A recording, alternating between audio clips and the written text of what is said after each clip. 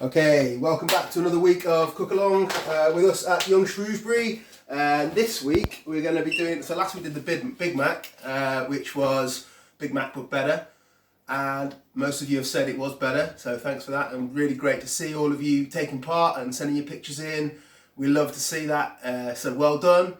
This week we're going to make a favourite from another well-known takeaway, and that is Greggs, and we're going to make the steak bake but better. So we've got a little bit of steak here, some onions. I'm going to throw in some carrots and some peas just because we have to think about getting our vegetables in. Makes it more healthy. It's not what's in the original steak bake with Greggs, but that's why this one's better. Okay, and then I'm just going to show you how to make a very simple gravy to go into that, and then how to fold it up, and then hopefully, I mean this is homemade, so I know it doesn't look exactly like a steak bake, but we'll end up with something that looks a little bit like that, and it's totally delicious. You're gonna love it. All right, so first thing is gonna get the heat on as usual. I've got my trusty tabletop stove, which is probably going to cause lots of smoke and whatever, so because I'm in my dining room, as I always explain. So do this in your kitchen and get the extractors on. In fact, I'm going to open my back door now just to reduce the smoke in my house. Right, so that's that done. So get some oil in a pan, probably about 2 tablespoons of oil in there, and let that get nice and hot. And whilst you're waiting for that to get hot, I'm just going to very quickly prep the steak. So you got some stewing steak, or a bit of skirt steak, or Denver steak, or anything that's like a cheap cut of steak. You don't need to use expensive steak for this. Okay, I'm just going to cut it into strips. So lengthways, first of all. That oil's getting hot already, I can hear it, which is great. You always want to try and make sure, when you're cooking a steak, to make sure that your pan is super, super hot. So get that oil going a good while before it goes in. So do it while you're prepping, like I am. So you cut it into strips like this, and then turn the strips on their side. And we're just going to cut it into little pieces like that, little centimetre cubes, little mouth-sized pieces, all right? So just chop the steak up. Very, very simple. That oil starting to smoke, so I'm going to turn mine down a little bit. This pan gets so hot, it's crazy. So chop the steak. There we go. A little bit more, and then I've only got these little small carrots. Hopefully you've got a nice big carrot, it's going to be easy. But basically what you want to do is cut your carrot into quarters, so long lengthways like that, and then like that again. Okay, do that with all of my carrots. Or if you just got one, just do it with one big one. And then basically you just cut it again, a bit like you did with the steaks. You cut it into lengths, and then you cut it into small cross sections as well. So you end up with pieces of carrot that are similar size to the steak. This is really getting hot. I'm going to turn that down, right down until I'm ready, because I know that, because that oil's smoking, I know it's going to be hot enough. If you start to get smoky oil, turn it down. You don't want it to set on fire. Okay, and then we're just going to chop those into little mouth-sized pieces as well. Really simple bits. It doesn't have to be neat because it's going to go inside the steak bake. You're not going to notice it. This is just really for flavour and also for health, you know, making sure you get your veggies. You won't even notice in here. Hopefully most of you like carrots anyway. But they do have a certain sweetness to them. They've got quite a lot of sugar, and that will add a lot of flavour to the sauce, okay? And then we're going to take the onion, take top and bottom off the onion. Okay, and slice across. Do the same with the second one. So 2 small onions or 1 big onion will be fine. Okay. You take the skin off.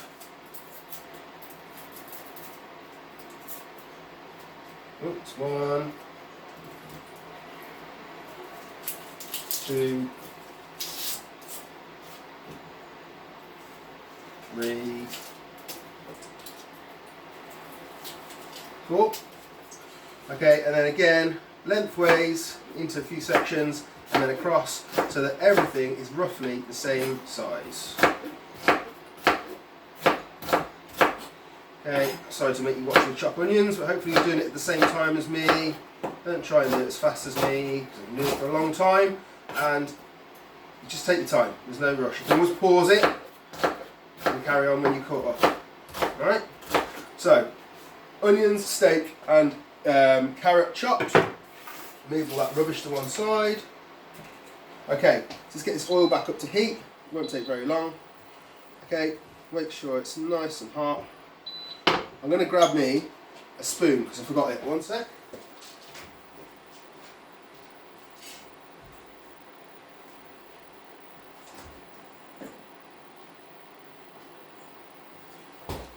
Okay, also forgot my salt, pepper and mustard. Never mind. So we're there. Right, so this is smoking again now. So what we're going to do is that's going to go straight in to the pan. And you want to get it so that all that steak is completely browned off. Alright, shouldn't take very long. Okay. Always, you know, when we're trying to reduce things like the onions, we want those to kind of go soft. And to do that, we need to get the moisture out. So this is a good time to add some salt. Okay, because the salt will help with that. So about a teaspoon of salt in there.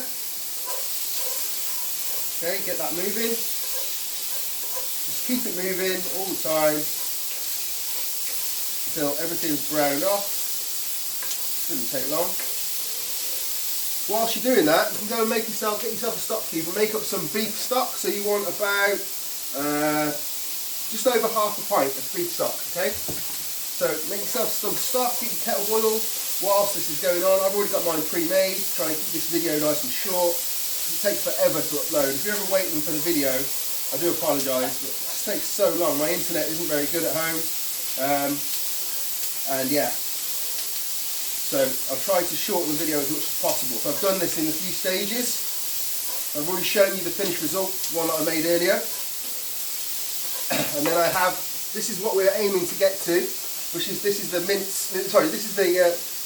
steak mix that's going to go into the actual steak bake. This is what we're working on here now. Okay, so we've got to that point where everything's brown. So I'm going to go in with one heavy, big heaped spoon, can't speak, of flour, plain flour, okay, into the bowl. Then mix that through. And that needs to soak up all the oil and all the juices.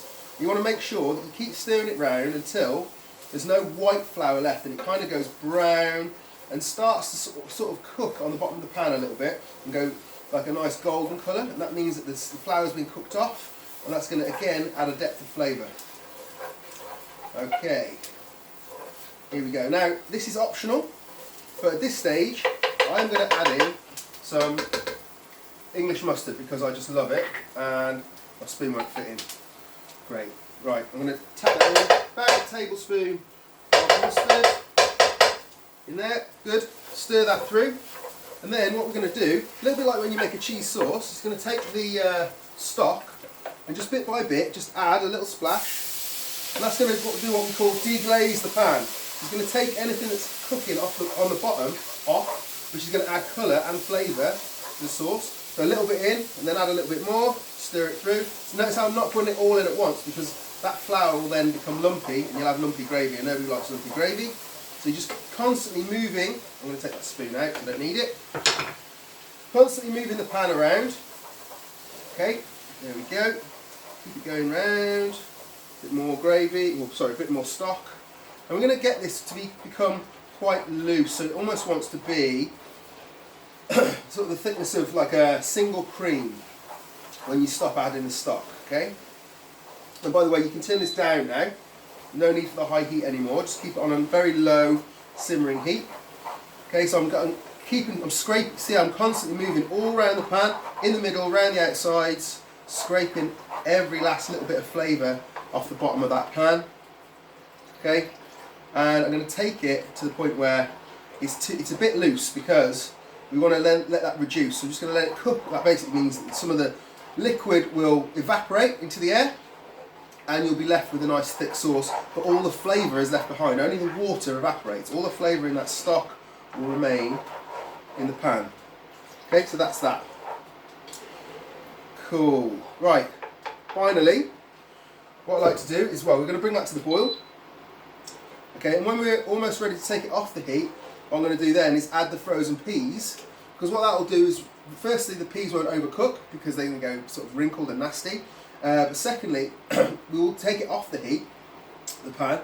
So put the frozen peas into the hot pan, excuse me, it will reduce the temperature quicker. Okay, so you're going to get to a cool mixture quicker, because what you do want is a cool mixture to work with. So I would suggest that once you're happy with this, and it's kind of like thick gravy consistency, which we're nearly there now with this, I want you to do that. So put your peas in, take this off the heat. So that's exactly what I'm going to do now. So I'm going to go for a handful of frozen peas, and we'll turn the heat off. So heat off, no more heat in that pan.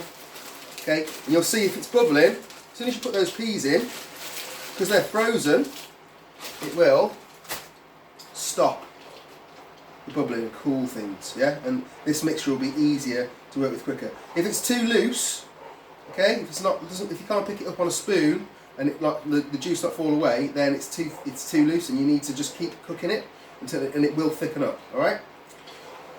So that's the basis for what's going to go into the actual steak bake. All right. And now what I'm going to show you is how you're going to use that. So once it's cool, so I've got my cool stuff here. Move everything else out of the way so you can see what's going on. I'm going to take a little bit of flour, just a pinch of flour, onto a surface like this, okay? And then we're going to take our ready rolled puff pastry. So you can just buy this in the fridge aisle of any supermarket. Puff pastry is incredibly difficult to make well, okay? So just buy the pre-rolled stuff, and it makes life really easy. Now I've already made a couple out of this, so you'll probably be able to make about 4 with the ingredients you've got, I would have thought. I'm probably just going to make 1 to show you actually, because I've maybe make 2. I'll make 2. So, but what we need to do is get the pastry out, cover it on flour on both sides, because it'll make it so much easier to work with. Okay, and then put that to one side. You can use that greaseproof later on. Then we're going to take a knife and cut round about 6 centimetres, no sorry, 15 centimetres, so about half a ruler along, so you've got a strip like this, okay? So once you've got your strip, I'm going to move that one out of the way. Once you've got your strip, like that, I'm just going to take some of the mix, and down the one end, just going to put some mix in the middle. Now you need to leave a good 2 to 3 centimetres either side of the mix, so that you can stick the steak bake together, which I'll show you in a moment. So strip down the middle like that, okay, that's one side. Then what we're going to do is very carefully, in fact if I should do it the other way around so you can see, so we're going to fold from top to bottom over like that, okay? Actually no, we're not, I forgot to do something. Happens to the best of us. Right, so now you're going to get an egg, whisk up an egg, and with a pastry brush, or with your finger if you don't have one, just going to run egg all around the outside of the pastry, and that's going to help it stick together and make sure that your filling doesn't come out when it cooks. So fold it over like that, okay, and then what I like to do is just seal down the edges with my fingers, so all around, so you try and push any air pockets out, work all the way around your steak bake, like so. So you're kind of sticking it together. You can fold it if you want to double seal it. So I'm going to fold those edges, like that, all the way around. Just work very gently with it, and also try and work with the pastry when it's cool, because that will, if it's warm, you're going to struggle. It gets very soft and will break away. So pastry straight out the fridge. Okay, so once you've folded your corners in, like that, I'm just going to take a fork and just crimp, so you push it down, pull it out, push it down, pull it out, all the way along, around the outside.